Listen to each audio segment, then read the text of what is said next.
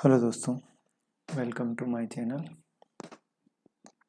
आज मैं आपको बताने वाला हूँ डेटाबेस के साथ कैसे वर्क करेंगे ASP.NET कोर के अंदर।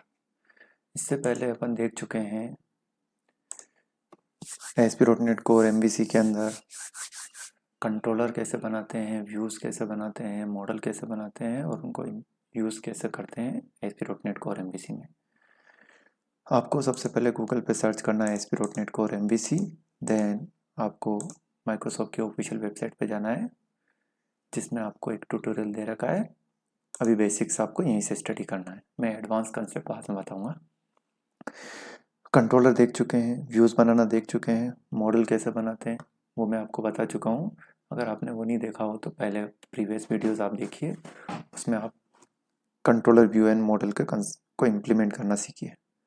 अब नेक्स्ट पार्ट है अपना वर्किंग विथ डेटाबेस। तो वर्क विथ डेटाबेस, इसमें अपन देखेंगे कि मॉडल बना के डेटाबेस से कनेक्टिविटी कैसे करते हैं। मॉडल में आपको बता चुका हूँ मॉडल कैसे बनाते हैं। मॉडल में अपन यूज़ करेंगे ऑटो इम्प्लीमेंटेड प्रॉपर्टी का एक सिंपल मॉडल बनाएंगे मॉडल का यूज़ करके। ठीक है, इसमें एक मॉडल बना रहे हैं, उस मॉडल को अपन यूज़ करेंगे। तो मॉडल बनाया तो सबसे पहले यहाँ जाना है, एक प्रोजेक्ट बनाते हैं।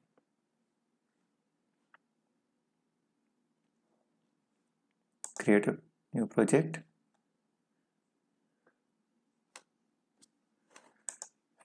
आपको प्रोजेक्ट टेम्पलेट लेना है ASP.NET core web app MVC।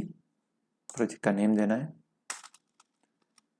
मैंने यहाँ पे दिया जैसे क्रूड है।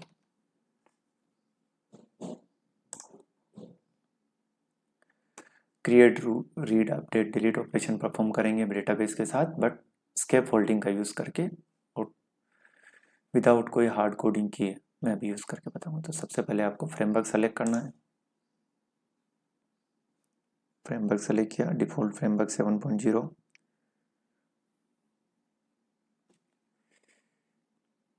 अब इसमें आपको एक प्रोजेक्ट बन के आ चुका है जो कि मैं पहले बता चुका हूँ, कंट्रोलर, मॉडल एंड व्यूज़।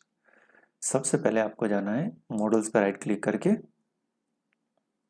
एक मॉडल बनाना है। एक क्लास बना रहा हूँ मैं, फॉर एग्जाम्पल क्लास ली मैंने एम्प्लॉय क्लास। ठीक है, मैंने एक एम्प्लॉय क्लास ली। एम्प्लॉय में मैं यहाँ पे फील्ड ले रहा हूँ ID, employee ID get set, string employee name, string employee का email address, phone number and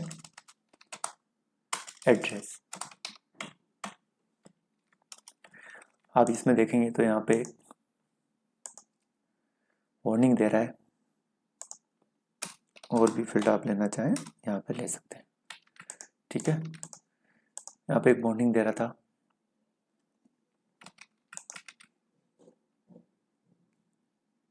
nullable type की।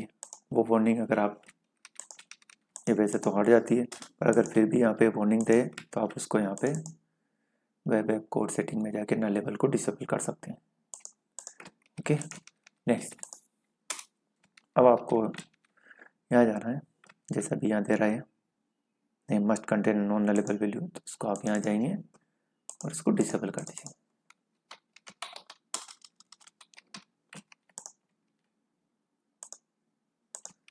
डिसेबल कर दिए।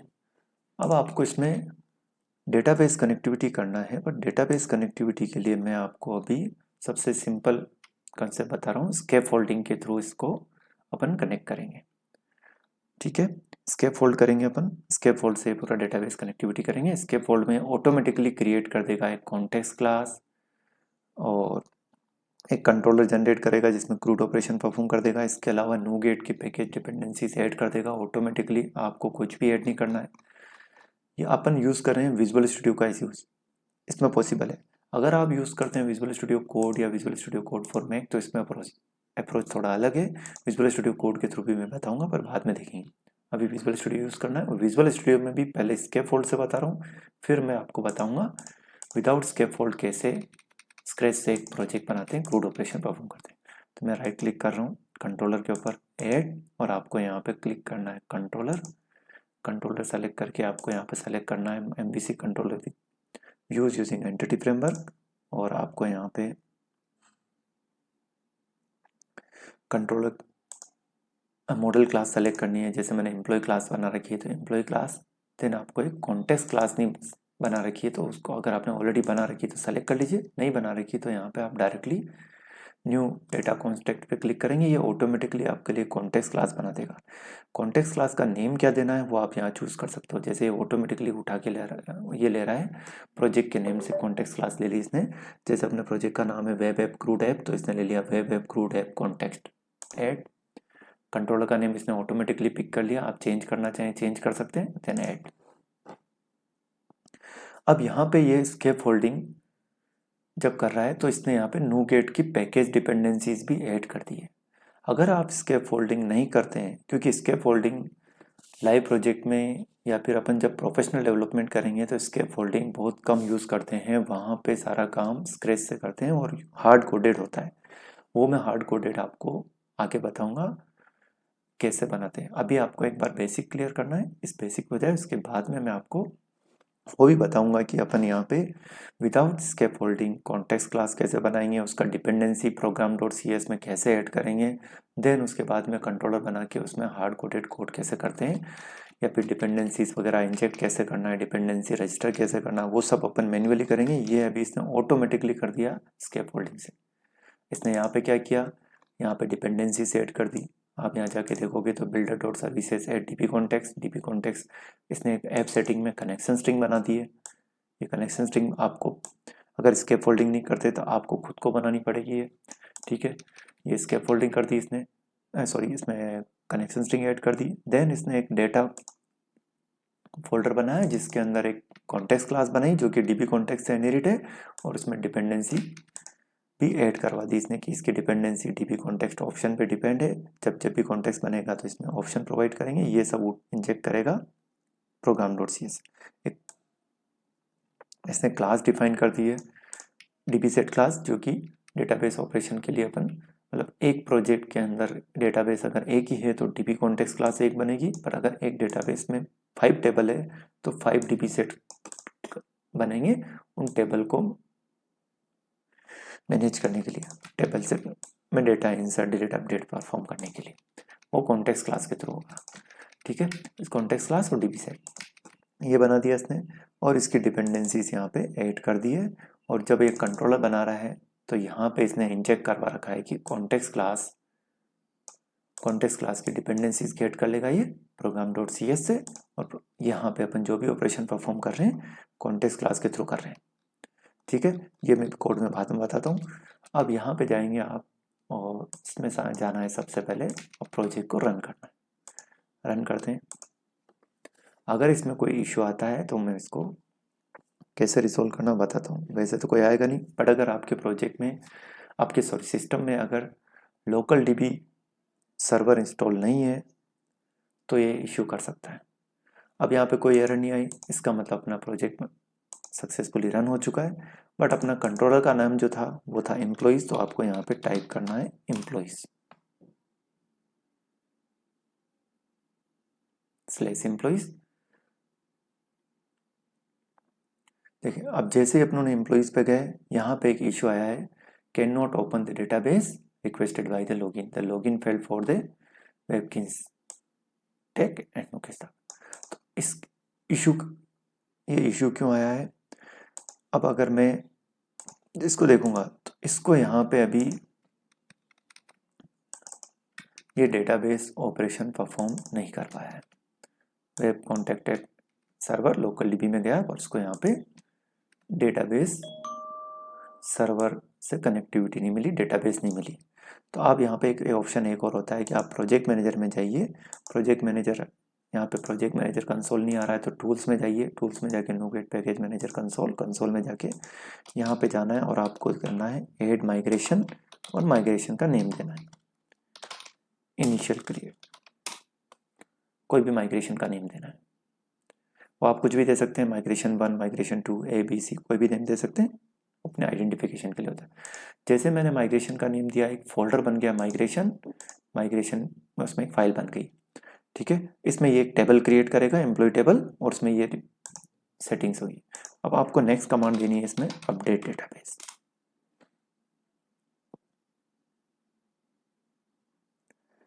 ये सक्सेसफुली डेटाबेस बना पाता है कि नहीं बनाता, इसने सक्सेसफुली डेटाबेस बना दी। अगर आप जाके देखना चाहें तो अपना सर्वर है local dB MS SQL local dB, आप यहाँ पे जाइए, आपके पास होना चाहिए SQL सर्वर मैनेजमेंट स्टूडियो।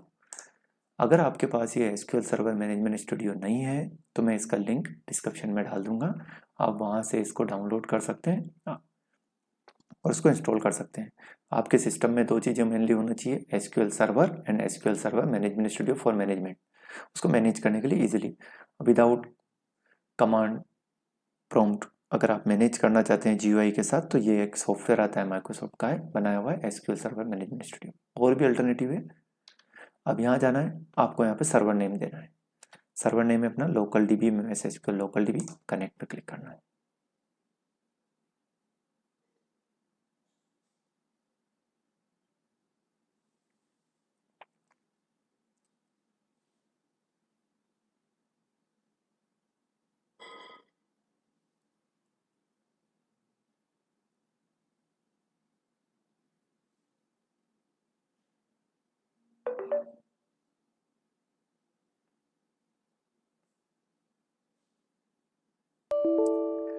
अब यहाँ पे ये बता रहा है कि नेटवर्क रिलेटेड इंस्टेंस, क्योंकि लोकल डीबी की जो सर्विस होती है जब आप एप्लीकेशन को रन करेंगे तभी वो स्टार्ट होती है। तो आपको क्या करना है कि लोकल डीबी में SQL की जगह यूज़ कर लेना है। यहाँ जाओ, अगर आप ये यूज़ नहीं करेंगे तो भी चल जाएगा, बट वो जो मैनेज होगा फिर आपको विजुअल स्टूडियो के थ्रू मैनेज करना होगा, वहाँ से नहीं होगा। जैसे मैं करके बताता हूँ, रन करते हैं।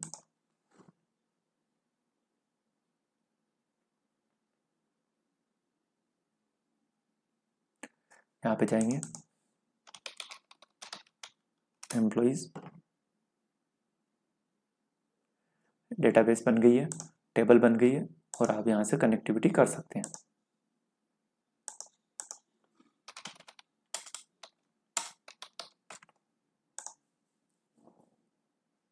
यहाँ पे डेटाबेस में सेव हो रहा है, पर अगर आप इसको देखना चाहते हैं कि ये डेटाबेस में कहाँ सेव हो रहा है तो आपको लोकल डीबी सर्वर से कनेक्ट करना होगा।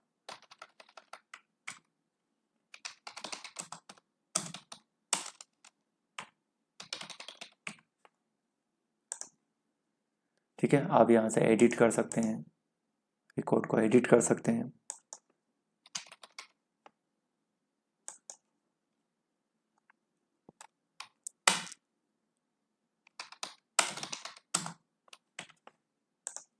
ये रिकॉर्ड एडिट हो गया, आप डिटेल्स देख सकते हैं, यहीं से एडिट पे जा सकते हैं, डिटेल्स देख सकते हैं, बैक टू लिस्ट वापस अगर यहाँ आ जाएगा। आप रिकॉर्ड डिलीट कर सकते हैं।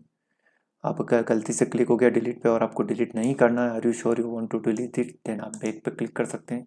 अगर आपको करना ही है डिलीट तो आप डिलीट पे क्लिक करिए, डेटाबेस से डिलीट हो जाएगा।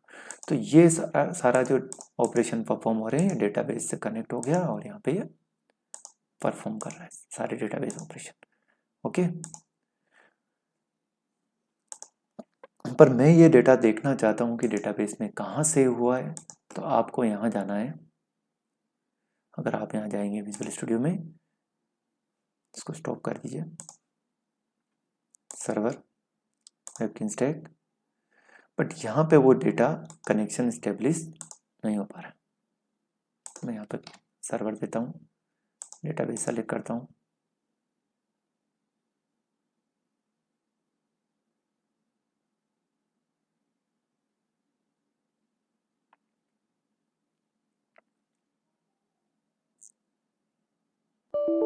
ये नेटवर्क रिलेटेड एरर दिखा रहा है। तो आपको क्या करना है, सिंपली इसमें यहाँ जाना है और यहाँ पे सर्वर चेंज कर दीजिए। ऐप सेटिंग में जाइए, सबसे बेस्ट अप्रोच ये है कि आप एक SQL सर्वर इंस्टॉल करेंगे। जैसे मेरे इसमें SQL सर्वर इंस्टॉल है, SQL सर्वर मैनेजमेंट स्टूडियो, और उसमें सर्वर का नेम देना है। अब यहाँ पे जो सर्वर का नेम होगा, क्योंकि लोकल डीबी सर्वर जो है वो इंटरनली विजुअल स्टूडियो के साथ आता है, और विजुअल स्टूडियो के साथ ही इंस्टॉल होता है, पर ये प्रोफेशनली यूज़ नहीं होता है। जब आप किसी कंपनी में प्रोडक्ट पे काम करेंगे तो वहाँ पे एक एसक्यूएल सर्वर अलग से इंस्टॉल होगा और उसमें आपको देनी होगी कनेक्शन स्ट्रिंग उस सर्वर से कनेक्ट करने के लिए। तो आप यहाँ पे सर्च करना कनेक्शन स्ट्रिंग, एक connectionstring.com नाम से वेबसाइट है जो कि आपको यहाँ पे एसक्यूएल सर्वर से कनेक्शन स्ट्रिंग कनेक्टिविटी कैसे होती है वो यहाँ पे आपको पूरा बता देगा। जस्ट लाइक आपको एसक्यूएल सर्वर से कनेक्टिविटी करना है वो एसक्यूएल क्लाइंट के साथ, तो यहाँ पे आपको पूरी डिटेल बता देगा कि कैसे कनेक्ट करना है। Server property, database property, user ID, अगर आप एसक्यूएल ऑथेंटिकेशन के साथ कनेक्ट करना चाहते हैं, ट्रस्टेड कनेक्शन के साथ करना चाहते हैं, एसक्यूएल सर्वर इंस्टेंस के साथ करना चाहते हैं जो कि वेब में यूज़ करूँगा, उसका सर्वर का इंस्टेंस नेम दूंगा, नॉन स्टैंडर्ड पोर्ट के साथ, आईपी एड्रेस के साथ, मार्स प्रॉपर्टी इनेबल करना, multiple active result set, file के साथ, डेटाबेस को अटैच करना है लोकल डीबी के साथ जो कि अभी बाय डिफ़ॉल्ट आ रहा है। तो आपको यहाँ जाना है, अम्मी मैं यूज़ करूँगा ये वाला सर्वर, तो यहाँ जाके आपको इससे कनेक्ट करके बताता हूँ।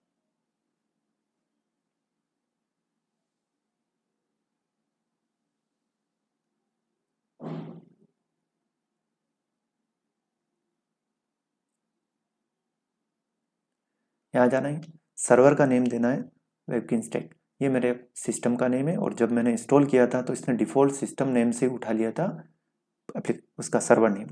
आपका सर्वर नेम जो भी है वो आप पहले चेक कर लीजिए सर्वर नेम क्या है। अगर यहाँ पे वो सर्वर नेम नहीं आ रहा है तो आप यहाँ पे जाके ब्राउज भी कर सकते हैं।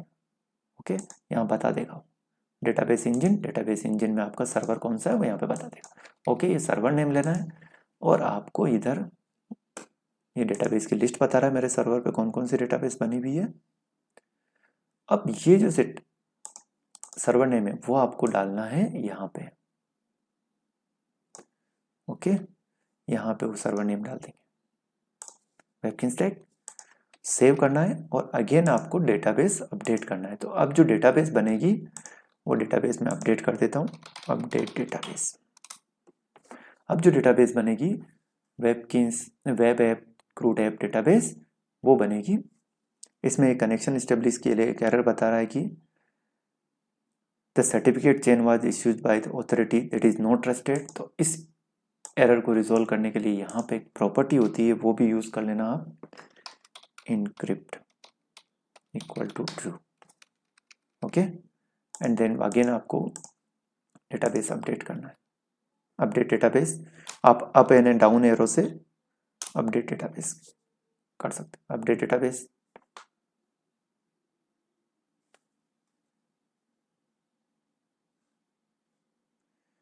ट्रस्टेड कनेक्शन टू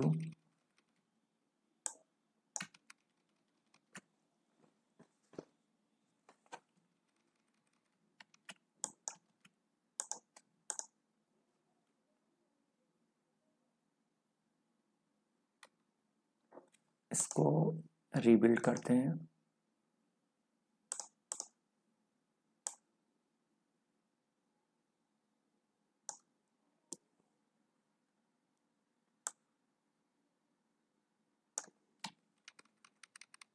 इसको सेव किया,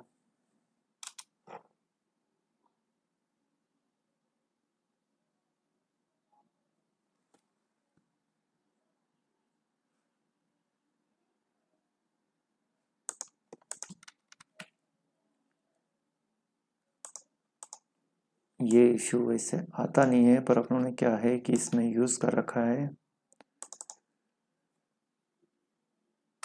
इसको मैं दे देता हूँ ट्रस्ट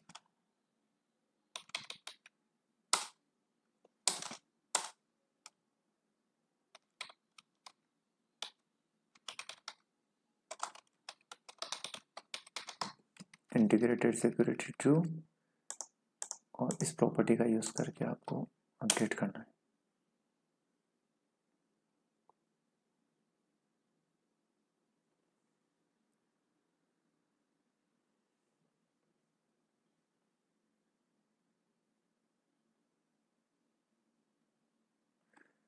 इस एसएसएल प्रोवाइडर का इशू है।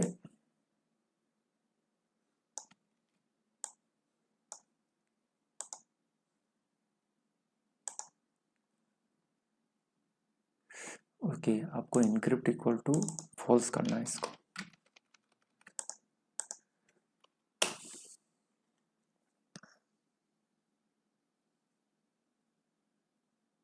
इसका इनक्रिप्ट इक्वल टू फॉल्स कर देंगे। ठीक है, आप यहाँ पे इंटीग्रेटेड सिक्योरिटी ट्रू या फिर ट्रस्टेड कनेक्शन ट्रू भी रख सकते हैं। ये किया, आपका डेटाबेस बन जाएगा। यहाँ पे चेक करेंगे, रिफ्रेश करेंगे सर्वर को रिफ्रेश किया। सर्वर को जैसे रिफ्रेश किया, आपको यहाँ पे अपना डेटाबेस मिल जाएगा।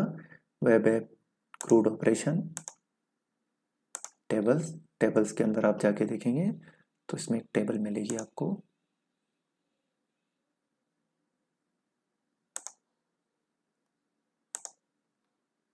एम्प्लॉय टेबल, ये टेबल आ गई। अभी इसमें आप डेटा देखेंगे तो इसमें कोई डेटा अवेलेबल नहीं होगा। अब मैं वहाँ से जब एप्लीकेशन रन करूँगा और वहाँ से जो एंट्री करेंगे वो सारे इस डेटाबेस टेबल के अंदर एंट्री होगी। इसमें अभी कोई रिकॉर्ड्स नहीं है। अब अपन प्रोजेक्ट रन करते हैं और यहाँ से टेस्ट करते हैं।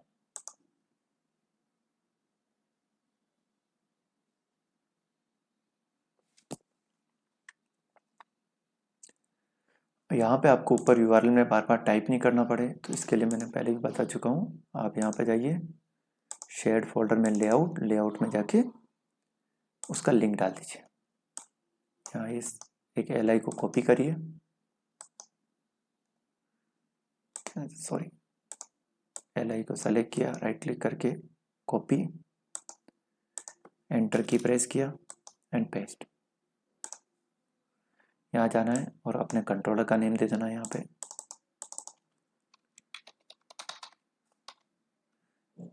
और यहाँ पे एक्शन का नेम दे देना जो कि बाय डिफॉल्ट इंडेक्स पे रिडायरेक्ट कर। इसको सेव करना है, रीस्टार्ट कर लीजिए। ये मैंने अभी आपको बताया बेसिक्स ऑपरेशन कैसे परफॉर्म करेंगे, सिंपल क्रूड ऑपरेशन परफॉर्म कैसे होगा, डेटाबेस के साथ कनेक्टिविटी कैसे करेंगे, कनेक्शन स्ट्रिंग का क्या यूज़ है, डिपेंडेंसी इंजेक्शन के बारे में अपन वो डिटेल में बाद में देखेंगे, और विदाउट स्कैफोल्डिंग डेटाबेस ऑपरेशन कैसे परफॉर्म होता है मैं बाद में बताऊँगा। अब मैं यहाँ पे एक डेटा एंट्री कर रहा हूँ।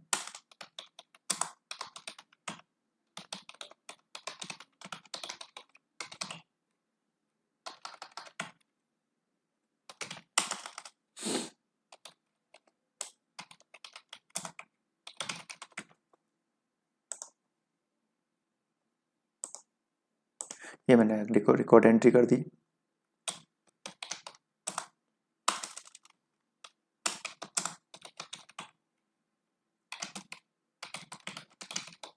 ये मैं एंट्री कर रहा हूँ।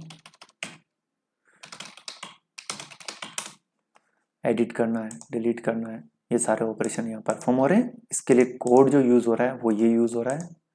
ये अपन डिटेल में बाद में देखेंगे ये कैसे परफॉर्म कर रहा है। जैसे मैं यहाँ पे इंडेक्स पे जा रहा हूँ तो डेटा आ रहा है इसमें gate view context dot employ dot to list. ये जैसे मैं ऑपरेशन परफॉर्म करता हूँ, यहाँ पे एम्प्लॉयज क्लिक करता हूँ, ये जाता है इसके ऊपर और context dot employ dot to list यहाँ डेटा लेके आता है और व्यू में फॉर ईच लूप लगा के यहाँ पे दिखा देता है। 1 बाय 1 यहाँ पे लूप लगता है और यहाँ पे ये सारे आइटम शो करता है। और जितने भी रिकॉर्ड्स हैं उन सब की एडिट डिलीट एडिट के लिए आईडी यहाँ पे उसने हाइपरलिंक में बाइंड कर दी। एडिट डिलीट डिटेल, जब मैं क्लिक कर रहा हूँ डिटेल्स तो ये जा रहा है डिटेल सेक्शन पे, एम्प्लॉयज़ के डिटेल सेक्शन पे। ये रहा एम्प्लॉयज़ का डिटेल सेक्शन जिसमें आईडी आया। पहले चेक किया आईडी नल है या एम्प्लॉय नल है, देन यहाँ पे गया नॉट फाउंड रिटर्न कर दिया। बट अगर आईडी नल नहीं है या एम्प्लॉय नल नहीं है तो यहाँ गए कॉम्प्लेक्स, इसने कॉन्टेक्स्ट डॉट एम्प्लॉयज फर्स्ट और डिफॉल्ट आईडी। ये जो इसने बेसिकली यूज़ करी है एंटिटी फ्रेमवर्क लीन क्यू यूज़ किया है, लीन क्यू की क्वेरी यूज़ करी फर्स्ट और डिफॉल्ट, और इसने आईडी से रिकॉर्ड सर्च किया। अगर एम्प्लॉय नल आ गया तो नॉट फाउंड, अदरवाइज व्यू पे रिटर्न कर रहा है। यहाँ व्यू पे आया, व्यू के अंदर गया और उसने यहाँ पे HTML हेल्पर की हेल्प से डेटा दिखा दिया मॉडल में। ठीक है, फिर अगेन इसने दो हाइपरलिंक बनाए, एडिट का और लिस्ट का। एडिट पे यहाँ पे रूट मैपिंग कर दी इसने अगेन आईडी से, और लिस्ट में यहाँ पे बैक टू इंडेक्स पे रिडायरेक्ट कर दिया। तो मैं जैसे क्लिक करता हूँ बैक टू लिस्ट, ये इस पर आ रहा है। बट अगर मैं बैक इस पर क्लिक करता हूँ अगर एडिट, तो ये रिडायरेक्ट कर रहा है अगेन एडिट के ऊपर। तो मैं यहाँ पे बैक टू लिस्ट पे क्लिक कर रहा हूँ, बैक टू लिस्ट। मैं अगर इस पे क्लिक करके जाता हूँ, जैसे फॉर एग्जांपल एडिट, तो ये जा रहा है एम्प्लॉइज एडिट एक्शन आईडी के साथ। तो यहाँ गए एम्प्लॉइज, यहाँ गए एम्प्लॉइज एडिट, एडिट में आईडी के साथ सेम सर्च किया वापस कि आईडी और एम्प्लॉइज नल है क्या, नहीं है, तो इसने रिकॉर्ड दिखा दिया। रिकॉर्ड गेट क्या है, लीन क्यू फाइंड मेथड से, और शो कर दिया। बट अब की बार यहाँ पे जब शो करेगा तो ये पे इसको फॉर्म में शो करेगा, ताकि आप इसको एडिट भी कर सकें, जबकि डिटेल्स में एज ए लेबल शो होता है। तो अगर मैं इसमें कुछ चेंज करूँगा, जैसे लाइक मैंने यहाँ पे चेंज किया, एड्रेस चेंज करा, सिटी चेंज करी और सबमिट किया, तो ये जा रहा है एम्प्लॉय के एडिट पोस्ट पे। वो सारी मैपिंग इसने यहाँ पे कर रखी है। पोस्ट पे गया, ये रहा पोस्ट, एम्प्लॉइज एडिट का पोस्ट। यहाँ पे सारा डेटा बाइंड किया इसने मॉडल में चेक किया इसने, आईडी मिसमैच तो नहीं हुए, जो आईडी अपने रूट में आ रहा है, रूट पे आईडी पैरामीटर में आ रहा है और एम्प्लॉय का आईडी सेम है तो ठीक है, नहीं तो एरर थ्रो कर देगा। अगर मॉडल वैलिड है अकॉर्डिंग टू उसकी स्टेट, जो कि अपने वैलिडेशन रूल्स लगा रखे हैं, तो देन ये अपडेट कर देगा और रिडायरेक्ट कर देगा व्यू पे। अगर कोई एरर आगे कनकरेंसी एरर, ये भी मैं आपको बाद में बताऊंगा एक वीडियो में, एक सेपरेट वीडियो बताऊंगा जिसमें कनकरेंसी हैंडलिंग करेंगे। तो कोई इश्यू आ गया तो ये एरर थ्रो कर देगा। अगर आप क्लिक करते हो क्रिएट पे, तो क्रिएट पे जब क्लिक करते हैं तो ये रूट पे जा रहा है, एम्प्लॉइज क्रिएट पे गया, ये क्रिएट एक्शन। क्रिएट में सबसे पहले जाएगा गेट मेथड पे। गेट में इसने सिंपली फॉर्म रिटर्न कर दिया, क्रिएट का व्यू रिटर्न कर दिया, जो कि ये सबके व्यू यहाँ बने हुए हैं एम्प्लॉइज फोल्डर में। Create view, delete view, details view, edit view. यहाँ पे एक फॉर्म आ जाएगा, ब्लैंक फॉर्म विदाउट कोई डेटा। अब मैं यहाँ पे जो डेटा एंटर करूंगा,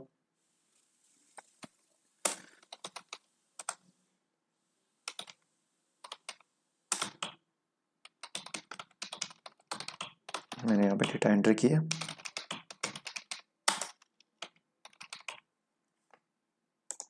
अब मैं जैसे इसको सबमिट कर रहा हूँ तो ये जा रहा है फिर पोस्ट के ऊपर, यहाँ गया इसके ऊपर क्रिएट के पोस्ट पे आया, डेटा सारा बाइंड कर लिया उसने मॉडल में, मॉडल स्टेट चेक करी उसके अकॉर्डिंग वैलिड है कि नहीं है। तो अभी अपनों ने इसमें कोई मॉडल स्टेट में कोई वैलिडेशन नहीं लगा रखा है। जैसे मैं इसको बना देता हूँ रिक्वायर्ड, तो यहाँ पे ये वो वैलिडेशन भी चेक कर लेगा। सिंपली यहाँ पे डेटा सेव हुआ ऐड मेथड से और सेव चेंजेस रिडायरेक्ट कर दिया अगेन इंडेक्स पे वो डेटा दिखा देगा। ठीक है, अगर मैं डिलीट एक्शन पे क्लिक करता हूँ, डिलीट में भी यहाँ पे पहले गेट रिक्वेस्ट पे जा रहा है, डिलीट गेट, और सिंपली पहले फाइंड करके बता रहा है डिलीट गेट, यहाँ पे रिकॉर्ड सर्च करके बता दिया। अगर मैंने गलती पे से क्लिक कर दिया इस पे, तो ऐसे केस में अपन क्या कर सकते हैं, इसको बैक कर देंगे। अगर आपने गलती से क्लिक किया है तो उसको आप वेरीफाई मत करिए, डिलीट पे क्लिक मत करिए, बैक कर दीजिए। पर अगर आपको क्लिक करना ही है, डिलीट करना ही है, तो आपसे कंफर्म कर रहा है और आप डिलीट पे एक्शन पे क्लिक करेंगे, ये रिकॉर्ड डिलीट पोस्ट की हेल्प से यहाँ पे डिलीट कर देगा। फाइंड किया पहले और रिमूव मेथड होती है इसके अंदर, उससे रिमूव कर देगा। ये सब लीन क्यू की मेथड है जो कि मैं आपको डिटेल्स में बताऊंगा। ठीक है, वो सब अपन रिमूव कैसे यूज़ करेंगे, ऐड कैसे यूज़ करेंगे और मॉडिफाई करने के लिए अपडेट कैसे यूज़ करेंगे, ये सब अपन डिटेल में देखेंगे सेपरेटली। ठीक है, अब ये था एक basic entity framework operation, sorry code first approach और database connectivity using entity framework. अगर आप डेटा देखना चाहें डेटाबेस में, तो यहाँ पे आपको डेटाबेस में डेटा मिल जाएंगे। आप यहाँ डेटा देखोगे, डेटा रिफ्रेश करो, एग्जीक्यूट करो, वो सारा ऑपरेशन यहाँ परफॉर्म हो रहा है बैकएंड में। ठीक है, ये था एक डेटाबेस कनेक्टिविटी ऑपरेशंस कैसे परफॉर्म करते हैं। मैं इंपॉर्टेंट लिंक जो इसमें यूज़ किए हैं वो मैं अपने डिटेल्स डिस्क्रिप्शन में डाल दूंगा। आपको मेरे साथ बने रहना है। अगर आप ASP.NET Core MVC सीखना चाहते हो और उसमें एक प्रोफेशनल प्रोजेक्ट बनाना चाहते हो, लाइव प्रोजेक्ट, तो आप मेरे सारे वीडियो 1 बाय 1 सारे देखिए, सब्सक्राइब करिए, लाइक करिए, शेयर करिए, इससे मुझे मोटिवेशन मिलेगा आगे वीडियो बनाने का। ठीक है, मैं पूरी मेहनत करूँगा कि आपको बेसिक से सारी चीज़ें सिखा पाऊँ। ठीक है, मिलते हैं नेक्स्ट वीडियो में, जो कि मैं आपको नेक्स्ट वीडियो में आपको डेटाबेस कोड फर्स्ट को थोड़ा डिटेल में पढ़ेंगे, फिर उसके साथ में आपको मैं 1 to 1, 1 to many, many to many कैसे यूज़ करते हैं वो सब बताऊंगा। फिर अपन सर्चिंग, सॉर्टिंग, पेजिंग कैसे करते हैं वो बताऊंगा, फोटो अपलोड कैसे करते हैं वो सब देखेंगे। सारी चीज़ें मैं आपको बेसिक से बताऊंगा और सारी चीज़ें जो एक लाइव प्रोजेक्ट में यूज़ होती है वो सब कवर करूंगा। ठीक है, ओके, थैंक